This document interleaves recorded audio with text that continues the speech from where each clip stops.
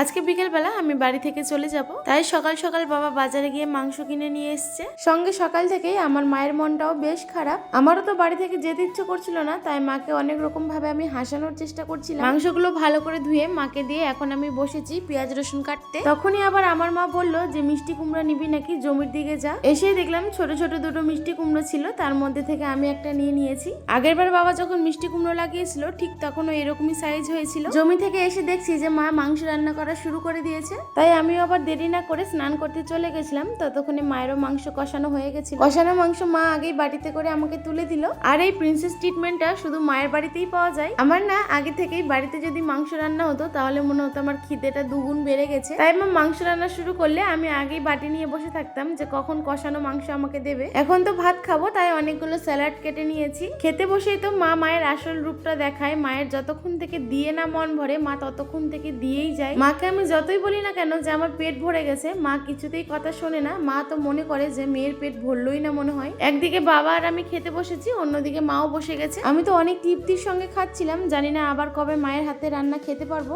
বিকেল হতেই আমি রেডি হয়ে নিয়েছি। মা এখন আমাকে রাখতে যাবে স্ট্যান্ডে, আর বাবা কিন্তু আগেই চলে গেছে।